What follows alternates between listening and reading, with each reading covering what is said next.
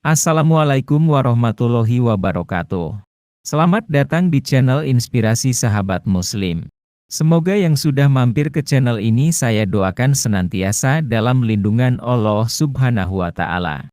Seperti biasa, sebelum lanjut, mari dukung channel ini dengan menekan tombol subscribe terlebih dahulu.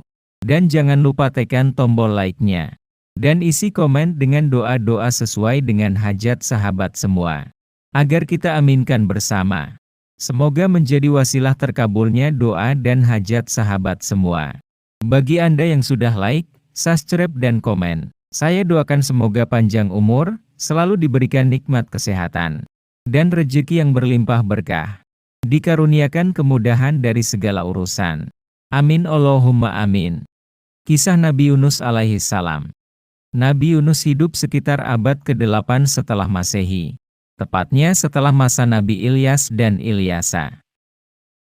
Beliau disebutkan berasal dari Palestina atau saat itu disebut sebagai negeri Syam. Allah memerintahkan Nabi Yunus untuk menyeru penduduk Ninawa agar menyembahnya. Kota Ninawa sendiri terletak di Mosul, negeri Irak. Pertama, kisah Yunus alaihissalam disebutkan Allah dalam surah Yunus ayat 98. Maka mengapa tidak ada penduduk suatu negeri pun yang beriman, lalu imannya itu bermanfaat kepadanya selain kaum Yunus?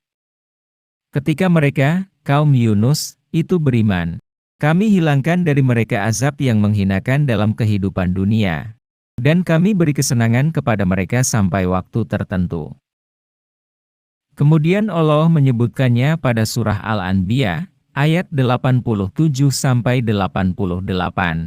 Dan, ingatlah kisah Zunnun, Yunus, ketika dia pergi dalam keadaan marah. Lalu dia menyangka bahwa kami tidak akan menyulitkannya. Maka dia berdoa dalam keadaan yang sangat gelap. Tidak ada Tuhan selain Engkau. Maha suci Engkau. Sungguh aku termasuk orang yang zalim. Maka kami, Allah, kabulkan doa-nya dan kami selamatkan dia dari kedukaan. Dan demikianlah kami menyelamatkan mereka orang yang beriman. Kisah Nabi Yunus juga dapat kita temukan pada surat Asy-Syaffat ayat 139-148. Dan sungguh, Yunus benar-benar termasuk salah seorang Rasul, utusan Allah. Ingatlah, ketika dia lari ke kapal yang penuh muatan, kemudian dia ikut diundi, ternyata dia termasuk orang-orang yang kalah dalam undian.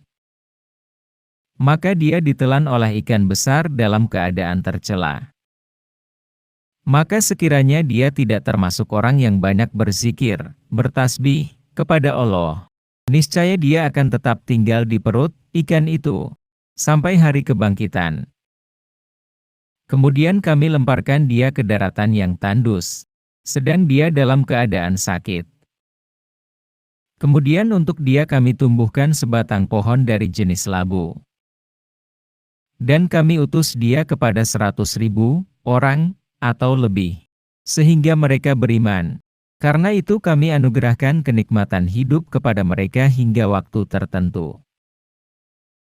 Terakhir, Allah mengisahkan tentang Nabi Yunus pada surat Al-Qalam ayat 48-50. Maka bersabarlah engkau, Muhammad, terhadap ketetapan Tuhanmu. Dan janganlah engkau seperti Yunus, orang yang berada dalam perut ikan, ketika dia berdoa dengan hati sedih. Sekiranya dia tidak segera mendapat nikmat dari Tuhannya, pastilah dia dicampakkan ke tanah tandus dalam keadaan tercela. Lalu Tuhannya memilihnya dan menjadikannya termasuk orang yang saleh. Nabi Yunus diutus oleh Allah untuk berdakwah pada penduduk Ninawa.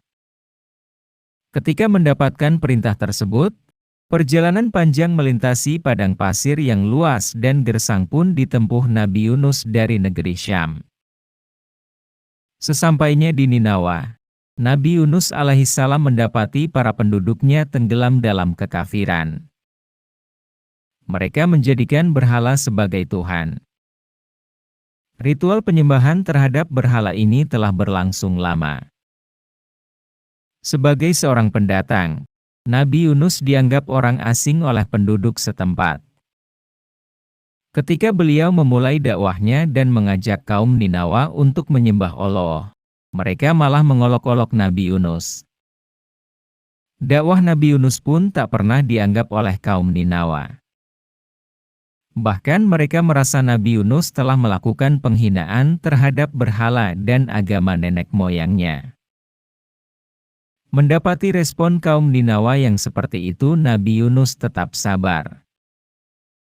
Tahun demi tahun berlalu, kondisi tersebut belumlah berubah.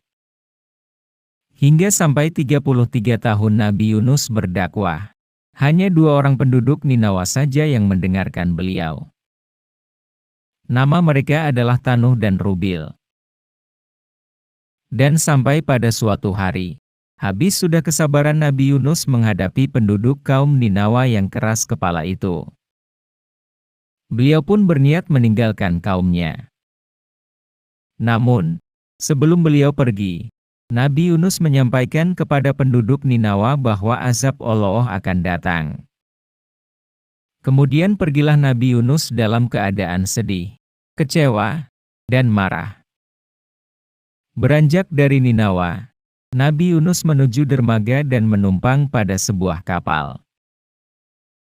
Cuaca cerah saat kapal sedang bersandar sehingga sang nahoda mengizinkan Nabi Yunus untuk ikut naik, meski ia tahu kapalnya sudah kelebihan muatan. Sampai di tengah laut, cuaca tiba-tiba memburuk. Awan hitam bergulung-gulung, angin kencang, dan gelombang besar tiba-tiba memerangkap kapal. Badai besar itu membuat kapal tidak stabil. Nabi Yunus pun mengajak nahoda dan seluruh penumpang kapal untuk berzikir kepada Allah. Sang nahkoda kemudian memerintahkan kepada seluruh penumpang untuk membuang barang bawaan mereka ke laut. Harapannya, dengan beban yang berkurang kapal akan bisa kembali stabil. Ternyata tidak demikian kenyataannya. Akhirnya sang nahoda harus mengambil keputusan pahit, yaitu mengurangi jumlah penumpang kapal. Agar adil, penentuan siapa penumpang yang harus keluar dari kapal pun dilakukan dengan undian. Sang nahkoda meminta seluruh penumpang menuliskan nama mereka. Kemudian tibalah proses pengundian dimulai. Pada pengundian pertama ternyata nama yang keluar adalah Yunus. Namun seluruh penumpang menolak hasil tersebut sehingga diulang kedua kalinya. Dan hasilnya, ternyata pengundian kedua kali juga mengeluarkan nama yang sama, Yunus. Meski para penumpang lainnya masih keberatan, tetapi Nabi Yunus menerima hasil undian tersebut dengan ikhlas. Hal ini sesuai dengan firman Allah pada surat As-Saffat ayat 141 di atas. Kemudian dia ikut diundi, ternyata dia termasuk orang-orang yang kalah dalam undian. Beliau pun menceburkan dirinya ke laut setelah menyebut asma Allah. Dalam beberapa riwayat dikisahkan bahwa setelah Nabi Yunus terjun ke laut, cuaca kembali cerah dan lautan kembali tenang. Di laut, Nabi Yunus diombang-ambingkan gelombang. Kemudian Allah memerintahkan seekor ikan pakas untuk mendekat dan menelan Nabi Yunus tanpa meremukkan tulang dan daging beliau. Ada pula pendapat yang menyatakan bahwa ikan yang menelan Nabi Yunus adalah ikan Nun, merujuk pada surat Al-Anbiya, ayat 87. Ikan paas tersebut diperkirakan masih hidup saat ini, dan akan terus hidup hingga hari kiamat. Pendapat tersebut merujuk pada surah As-Saffat ayat 144. Niscaya dia akan tetap tinggal di perut ikan itu sampai hari kebangkitan. Di dalam perut ikan yang gelap, Nabi Yunus sempat mengira dirinya telah meninggal. Allah pun mewahyukan bahwa beliau ada di dalam perut ikan. Nabi Yunus pun menggerakkan kakinya dan bersujud. Namun tak lama kemudian, Nabi Yunus mendengar suara-suara tasbih dari para penghuni lautan. Hal ini mengilhamkan kepada beliau untuk menyadari kesalahannya. Nabi Yunus pun sadar bahwa keputusannya meninggalkan kaum Ninawa dalam keadaan marah adalah hal yang tidak benar.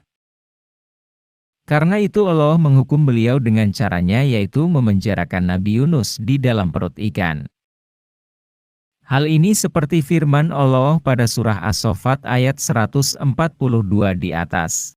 Maka dia ditelan oleh ikan besar dalam keadaan tercela.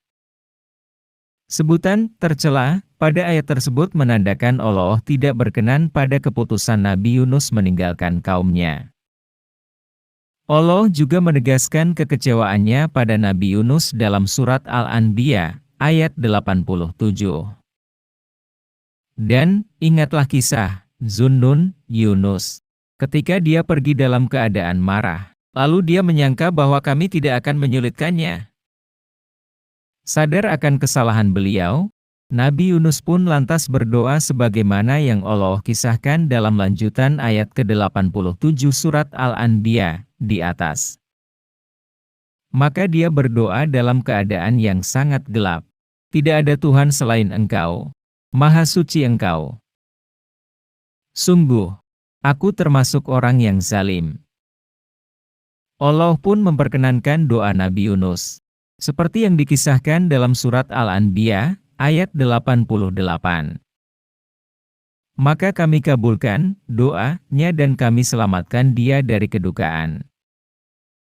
Dan demikianlah kami menyelamatkan orang-orang yang beriman. Allah memerintahkan kepada ikan paus untuk memuntahkan Nabi Yunus sehingga beliau terdampar di daratan yang tandus. Tubuh Nabi Yunus pun dalam keadaan lemah dan sakit karena kekurangan nutrisi di dalam perut ikan. Untuk itu Allah menyembuhkan beliau dengan menumbuhkan tanaman yaktinah, sejenis labu, dan meminta Nabi Yunus memakannya. Hal ini dikisahkan Allah dalam surah As-Saffat ayat 145-146. Kemudian kami lemparkan dia ke daratan yang tandus, sedang dia dalam keadaan sakit. Kemudian untuk dia kami tumbuhkan sebatang pohon dari jenis labu. Adapun mengenai berapa lama waktu Nabi Yunus berada dalam perut ikan, ada beberapa perbedaan pendapat di antara para ahli tafsir. Ada yang menyebutkan bahwa Yunus alaihissalam ditelan ikan paus pada waktu duha dan dimuntahkan kembali sore harinya. Ada pula yang berpendapat Nabi Yunus ditelan selama 3 hari. Pendapat lain menyebutkan bahwa beliau berada di dalam perut ikan selama 7 hari. Namun, pendapat yang paling masyhur adalah selama 40 hari. Lanjut cerita. Seperginya Nabi Yunus dengan kekecewaan terhadap kaum Ninawa, azab Allah pun benar datang beberapa hari kemudian, seperti yang beliau janjikan. Tiba-tiba, awan gelap menutupi langit bersama petir menggelegar. Angin kencang menyapu rumah, peternakan, dan ladang kaum Ninawa. Tak sampai di situ, gempa besar juga Allah timpakan kepada mereka. Penduduk Ninawa pun sadar, peringatan yang disampaikan Nabi Yunus benar-benar terjadi. Karena itulah mereka bertobat dan berkali-kali menyebut nama Allah untuk memohon perlindungan. Kaum Ninawa juga mencari Nabi Yunus. Sayangnya saat itu beliau sudah pergi. Pertobatan yang dilakukan kaum Ninawa ini serius dan jujur. Seluruh penduduk, baik laki-laki, perempuan, anak-anak, yang tua, yang masih muda, semua luruh dalam khusyuk menyebut asma Allah. Melihat kejujuran pertobatan mereka, Allah pun menerima dan menghentikan azabnya. Peristiwa tersebut sebagaimana diceritakan Allah dalam surat Yunus ayat 98 di atas. Maka mengapa tidak ada penduduk suatu negeri pun yang beriman, lalu imannya itu bermanfaat kepadanya selain kaum Yunus? Ketika mereka, kaum Yunus, itu beriman, maka kami, Allah, hilangkan dari mereka azab yang menghinakan dalam kehidupan dunia. Dan kami beri kesenangan kepada mereka sampai waktu tertentu. Allah menuntun Nabi Yunus untuk kembali kepada kaum Ninawa. Kaum yang telah bertaubat itu menyambut Nabi Yunus alaihi salam dengan sukacita. Allah pun memberikan keberkahan dan kenikmatan hidup kepada mereka hingga waktu tertentu. Seperti yang disebutkan dalam surat Yunus ayat 98 di atas. Kembalinya Nabi Yunus kepada kaum Ninawa juga diabadikan Allah dalam surat Asy-Syaffat ayat 147-148. Dan kami utus dia kepada 100.000 orang, atau lebih. Sehingga mereka beriman. Karena itu kami anugerahkan kenikmatan hidup kepada mereka hingga waktu tertentu. Berdasarkan kisah yang diceritakan turun-menurun, ikan yang menelan Nabi Yunus memiliki wujud yang begitu besar hingga dapat menelan apapun. Ikan yang menelan Nabi Yunus dinamai ikan nun. Walaupun ikan ini belum terdefinisikan dengan jelas, namun penggambaran ikan ini dimiripkan dengan ikan paus. Secara logis, memang tidak ada ikan lain yang memiliki ukuran lebih besar dari ikan paus. Dari kisah cerita Nabi Yunus tadi, ada beberapa pelajaran yang bisa kita ambil sebagai berikut. Yang pertama, sabar dalam menyeru kepada kebaikan. Kepergian Nabi Yunus dari kaum Ninawa memperlihatkan bahwa beliau kurang sabar dalam dakwah atau menyeru kepada kebaikan. Perilaku seperti ini ternyata tidak disukai Allah. Hal tersebut Allah nyatakan dalam beberapa ayat Al-Quran. Dan, ingatlah kisah Zunnun Yunus. Ketika dia pergi dalam keadaan marah, lalu dia menyangka bahwa kami tidak akan menyulitkannya. Surat Al-Anbiya, ayat 87. Maka dia ditelan oleh ikan besar dalam keadaan tercela. Surat Asy-Syaffat ayat 142. Allah pun meminta Nabi Muhammad untuk bersabar dan tidak mencontoh sikap Nabi Yunus di atas. Sebagaimana dinyatakannya dalam surat Al-Qalam ayat 48. Maka bersabarlah engkau, Muhammad, terhadap ketetapan Tuhanmu. Dan janganlah engkau seperti Yunus, orang yang berada dalam perut ikan ketika dia berdoa dengan hati sedih. Ayat tersebut sekaligus memberitahukan kepada kita bahwa dalam berdakwah atau menyeru kepada kebaikan, kita harus senantiasa bersabar. Karena Allah bersama orang-orang yang bersabar. Pelajaran yang kedua, memperbanyak zikir kepada Allah. Berzikir atau mengingat Allah adalah upaya kita untuk senantiasa dekat dengan Allah. Berzikir juga menjadi upaya untuk membuat hati kita tenang. Sebagaimana firman Allah dalam surah Ar-Ra'd ayat 28. Ingatlah, hanya dengan mengingat Allah hati menjadi tenteram. Memperbanyak zikir ternyata juga dapat menjadi penyebab datangnya pertolongan Allah. Seperti firman Allah ketika mengisahkan tentang Nabi Yunus pada surat Asy-Syaffat ayat 143 ayat 144 di atas. Maka sekiranya dia tidak termasuk orang yang banyak berzikir, bertasbih kepada Allah, niscaya dia akan tetap tinggal di perut ikan itu sampai hari kebangkitan. Pelajaran yang ketiga, berserah diri dan memohon ampunan kepada Allah. Pada kisah Nabi Yunus di atas, kita dapat melihat bahwa ketika beliau menyadari kesalahannya kemudian memohon ampunan dan berserah diri kepada Allah, maka Allah Azza wa Jalla pun memberikan pertolongan. Allah telah mengilhamkan kepada Nabi Yunus untuk menyampaikan doa yang luar biasa. La ilaha illa anta, subhanaka inni kuntu minadz dzalimin. Artinya, tidak ada Tuhan selain Engkau, Maha Suci Engkau, dan sesungguhnya aku termasuk orang yang zalim. Pada doa tersebut Allah menuntun lisan Nabi Yunus untuk menyebutkan kalimat tauhid terlebih dahulu. Kemudian Allah mengilhamkan Nabi Yunus untuk melanjutkannya dengan tasbih. Hal tersebut guna menunjukkan betapa sempurnanya Allah dan betapa sucinya Dia dari segala kelemahan dan kekurangan. Setelah itu, Nabi Yunus melanjutkan dengan pengakuan dosa yang telah diperbuatnya. Rasulullah bersabda seperti yang diriwayatkan oleh Sa'id bin Abi Waqqas. Menyoal doa tersebut, doa yang tidak ada seorang hamba muslim pun mengucapkan. Sedangkan ia berada dalam bencana, kecuali Allah pasti akan memperkenankannya. Pelajaran yang keempat, tidak mengambil keputusan saat sedang emosi. Keputusan yang diambil Nabi Yunus dalam keadaan marah untuk meninggalkan kaum Ninawa ternyata berbuah hukuman bagi beliau dari Allah, yaitu dipenjara di dalam perut ikan. Hal ini menjadi pelajaran bagi kita untuk menahan diri tidak mengambil keputusan apapun saat sedang marah atau emosi. Wallahu a'lam bishawab. Demikian sepenggal kisah dari Nabi Yunus alaihi salam. Semoga bermanfaat.